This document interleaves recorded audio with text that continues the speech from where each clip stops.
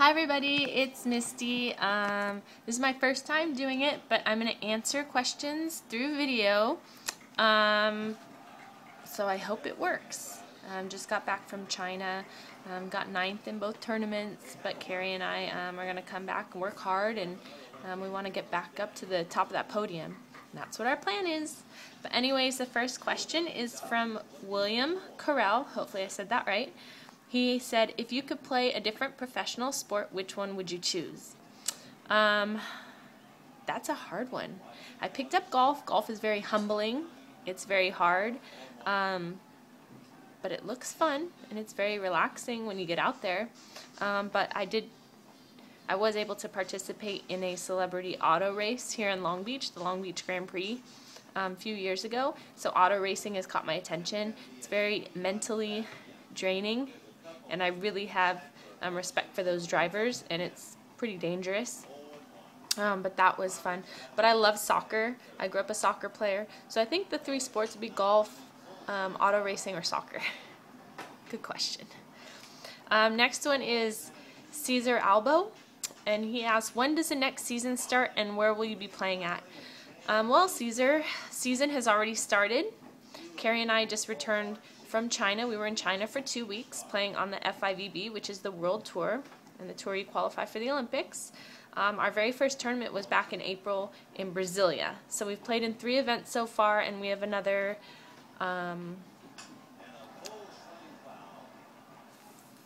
4 events, I believe. Moscow, Rome, Switzerland, and Berlin before the Olympics. So as you can see, nothing domestically, but we are competing internationally. Next one is Jill Schiano. Hopefully, again, I didn't butcher that one. When did you fall in love with volleyball, and at what point did you realize you'd be able to make a career of it? I was fortunate enough, both my parents played. I grew up in the beaches of Santa Monica, where the sport is extremely popular down at Santa Monica Pier.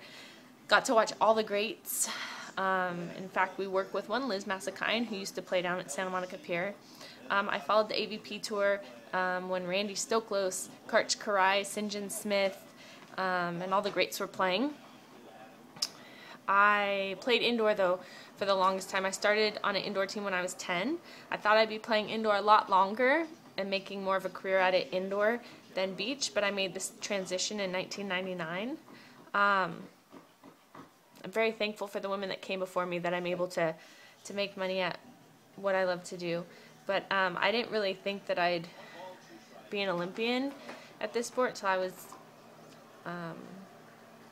in college. So as you can see, and it's one of those sports you can continue to learn. I'm still learning.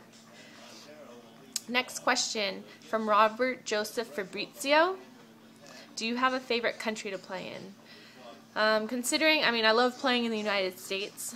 It's nice to be playing in front of our home crowd.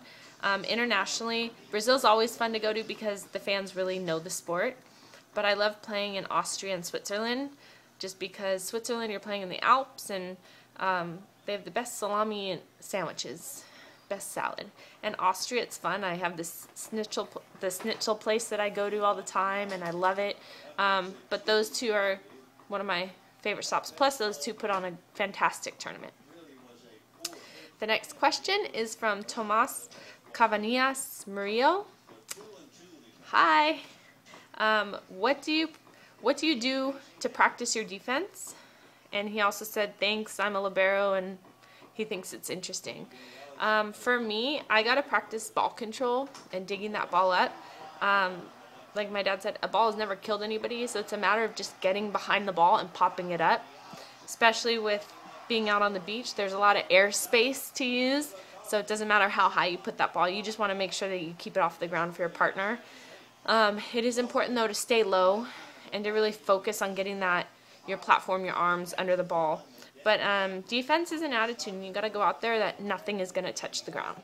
Hi, the next question is from Amelia Shepard. Who is your hero and why? Well, Amelia, I grew up with my dad always telling me to play for those that can't play. So I play for all those that are physically challenged, terminally ill, that just aren't able to participate or do what I have the opportunity to do.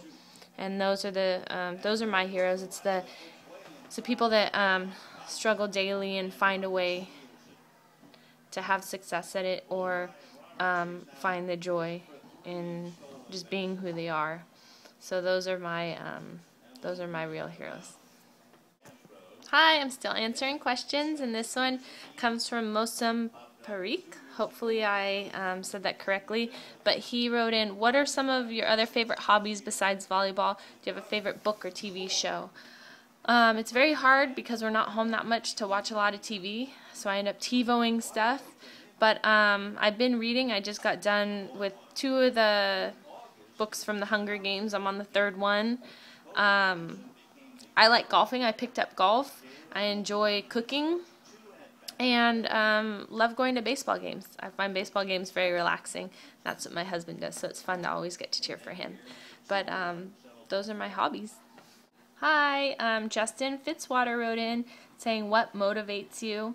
And it's wanting to be the best person and the best player that I can be, and making sure that I've done everything in order to achieve that goal. That's what motivates me, and it's my competitors getting better and pushing me to my limits. Hi, the next question's from Robyn, Kamowski. What's on your playlist to get pumped up? I think my playlist changes all the time. I know for the last Olympics, Kanye West, Madonna, Justin Timberlake. Just recently, I downloaded a bunch of Rihanna, some Nicki Minaj, but then I also downloaded David Guetta. He has a lot of good songs. Timbaland keeps me pumped up as well. So it's constantly changing. So thanks for asking. Okay, this next question is from Julia Moskaluk. Hopefully I said that one correctly. When did you start playing volleyball, and where did you play club? First off, hi Julia, thanks for writing in. I played for a lot of clubs. A lot of clubs aren't around that I played for, but I started when I was 10. There was only 3 divisions when I started. There was 14 and under, 16 and under, and 18 and under, so I was 10 years old playing with 14-year-olds. I played at Westside Volleyball Club, which was in Culver City, Club West, which was out of Brentwood. I played for A6 Tiger, which was out of Santa Fe Springs. I played for In Motion, which was out of like Los Alamitos, Long Beach area, and then I finished up with Ichiban, which was out of Long Beach. So as you can see, quite a few clubs, but was always playing up age division. I had fabulous coaches and enjoyed every minute. Hi, the next question is from Sean Johnson, not the gymnast Sean Johnson, and he wrote in, even though you're married, can I have a date? Sean, I'm afraid not, but I thank you for being a fan and cheering me on. I'm happily married, and I know you will find somebody, just like I found my special someone. Jenny Bumba, thanks for writing in. Thanks for the good luck cheers. Also, the next question from Chris Sidwell. What does it feel like to have a good friend playing with you and almost dominating the matches y'all play? I think communication is very important in our partnership between Carrie and I is like a sisterhood. Communication's key, so if you have that relationship both on and off the court, it only improves your performance. The questions continue. This one came from Connor Murphy. Are you looking forward to playing in the UK, and after the games, what is the first sight you want to see? Well, Connor, I've never been outside the Heathrow Airport, so I'm excited to go to London. Hopefully after the games I see my family at a celebratory party because we won the gold medal. But other than that, it'd be fun to get in a car and just ride around and say, hey, look, kids, it's Big Ben the Monument. Just over and over and over again, because I love National Lampoons, and that was a funny part. Hi, the next question's from Mai-Linh Lee. How do you improve your spikes? Well, I'm 5'8.5", 5'9", with shoes on, you gotta have strong legs. So squatting, really making sure that your legs are super strong, but being quick, having efficient steps, and contacting the ball at the top of your peak. I think anytime you're able to hit against the wall, your arm's going to get stronger. Accuracy, you're able to pick a spot on the wall and hit it and go for the accuracy. Just remember when you're trying to spike the ball, forget the power at first. It's not about power. You want to have control. and consistency. You want to be able to hit the line when you want to hit the line, hit angle, and put the ball where the other team isn't. So go with control first and forget the power. Okay, the last question for this series comes from Caitlin Genovy, and she wrote, what helps get you through a tough time on the court? Well, Caitlin, you know, at the same time I want to win everything, and when it's really tough out there, I got to remember to have fun, and it's just a game.